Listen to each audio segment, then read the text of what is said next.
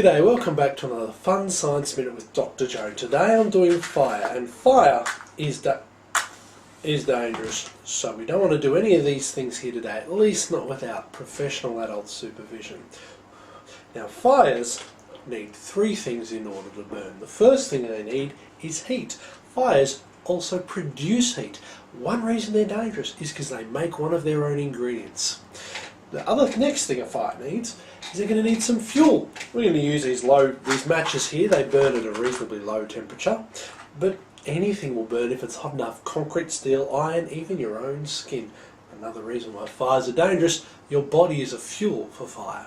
Reason number 3 is that fires need oxygen, and oxygen is everywhere in the air around us. One of fire's main ingredients is very easy to come by. Now, these matches here create a fire by mixing the fuel in the match with the oxygen in the air, and that releases heat, enough heat so that the nearby air will glow this bright orange colour.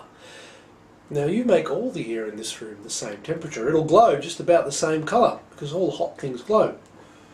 But this is not the only chemical reaction that can be used to create fire. I've got a nifty little thing here which I can try with a little bit of aluminium foil. Just rip off a bit there. I'm going to try starting a fire without any rubbing at all. We're just going to use some chemicals. Make like a little nest there. A little nest. Put that there. And what we're going to do is get this first chemical here. Potassium permanganate. Very useful, used in medicine. Fairly mundane. Fairly useful and simple chemical. There we go. Nice and safe on its own. And now we get some glycerin. This also is reasonably safe. So safe that they add it with some dangerous chemicals to make those dangerous chemicals safer. We call it dynamite. We're going to mix these two chemicals here, and as they mix together, they begin to react. Which is really very interesting because as they react, they release heat. As they release heat, they begin to react faster. As they react faster, they begin to release even more heat.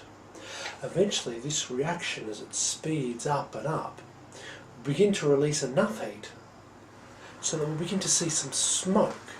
And as that smoke, we can eventually see no fire on this one either. And that's a bit of fun with fire.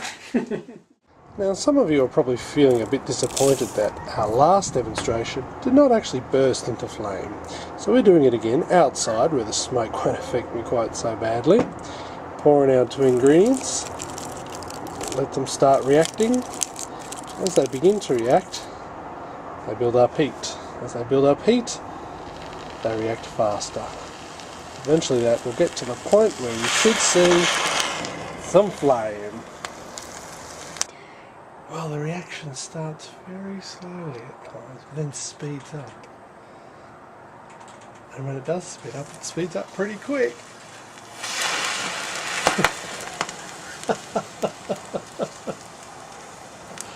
And that's potassium permanganate and glycerin.